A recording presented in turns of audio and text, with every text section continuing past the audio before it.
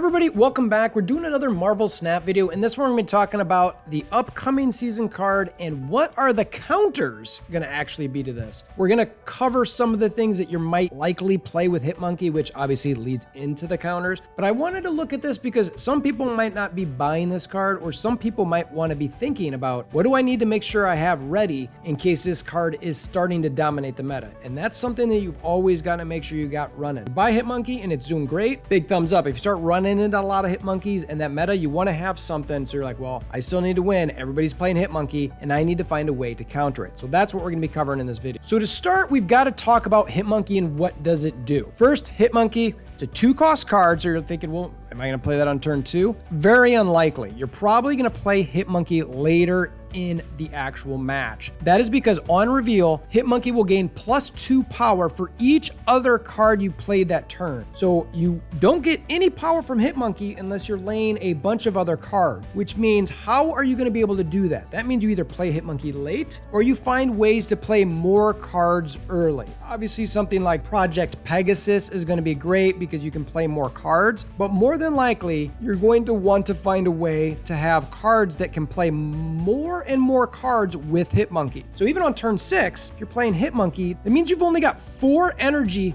to play with other cards, and that's not a lot. So you've really got to find ways to do this so that you can play as many cards as possible. But again, that leads into the counter. So first, what are the ways to do that? We're going to look at these cards. There's probably more. Comment below if I'm missing any. But these are the main cards that I'm starting to see that maybe could help you reduce costs of other cards. Quinjet. But again, that means you've got to have a card that didn't start in your deck. So maybe you're looking at Moon Girl to bring something back. But again, you're going to want to bring stuff back that's a cheap card. Beast, any 1-cost, 2-cost card. They're out there. Sweep those back. Save them to play with Hitmonkey. Zabu, this one I don't really love. I don't think you're going to see that one this much, but it could help reduce the cost of 4-cost cards. So maybe with some 4-cost cards and maybe a combo of Quinjet and I don't know, maybe. To me, one of the more obvious ones that I think Hitmonkey is going to be with a lot, Mr. Negative. He reverses all of the costs and energy in the cards that are in the deck. So you'll get a lot of cards that are maybe 0 cost that you can drop late in the game. Now, if you are playing a negative deck, you typically want to try to get Mr. Negative in before turn 4 again, where maybe that Zabu does come into play. Maybe you're talking about a Psylocke, something along those lines. I don't love Electro there because then Electro limits how many cards you can play. So unless you can somehow destroy Electro or beast up Electro, these cards are starting to make sense to play together, right? Then that wouldn't be great. But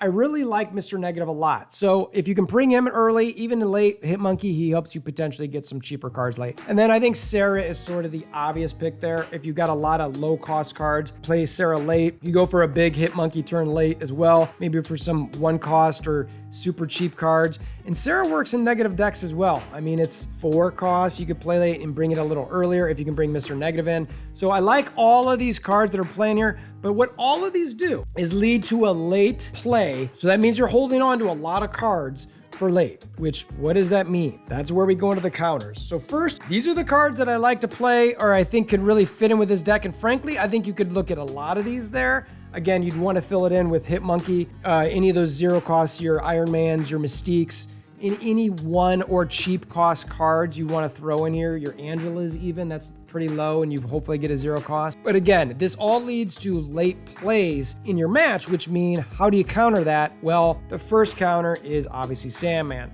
Now, Sandman doesn't come out until really a turn 5. If you're not aware, Sandman basically limits it so everybody can only play 1 card. Well, guess what? If you're playing Hitmonkey, no more cards, Hitmonkey is not worthless. Boom. Bye-bye Hitmonkey. You're not doing anything. Now, I will say, if you're watching this video trying to figure out what cards you might want to use with Hitmonkey because you want to understand the counters, well, you always have multiple win conditions, right? So, but once Sandman comes out, Hitmonkey, you're gone. Hitmonkey is off the table. But to get Sandman out there earlier so that maybe, because you could play your Hitmonkey on turn 5 and already get the advantage of it, so maybe you're trying to get a Sandman earlier, maybe I'm looking for what I talked about, Electro, I'm looking for that Psylocke.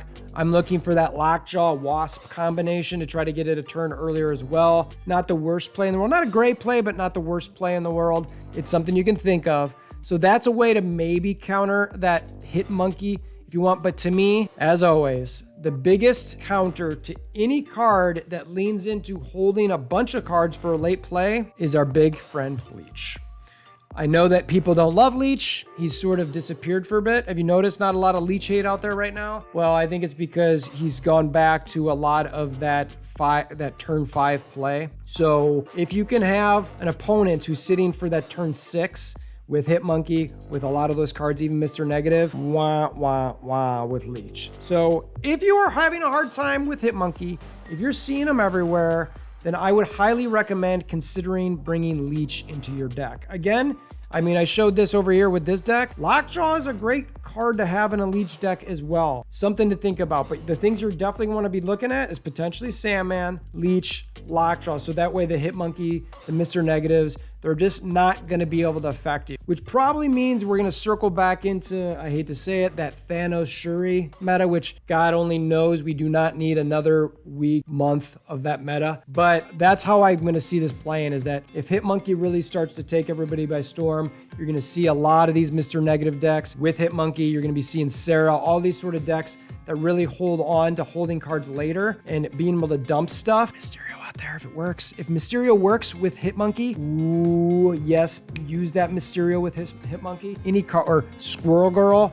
Oh my, are you kidding me? Again, if those things get leached, or Sandman, yeah, you can't do anything with. So that's what I want in this video. Let me know what you think people are going to play with Hitmonkey. What do you think in turn is going to be the counter to that? Because that's what you always want to think about. And if you really want to think about it ahead of that, then what's the counter to that? If people start playing too many Sandmans and too many Leeches, all those sort of things, well, then maybe I'm playing Patriot. Ooh, and so I get Patriot, I get Mystique, and then I drop my Ultron, or I drop my Doom. That's what you get, right? So that's what I got in this video. If it's been helpful at all, please consider hammering down on that like button, maybe subscribing, share with your aunts, uncles, nieces, nephews. Very much appreciate it. Until next time, I hope you have a wonderful day.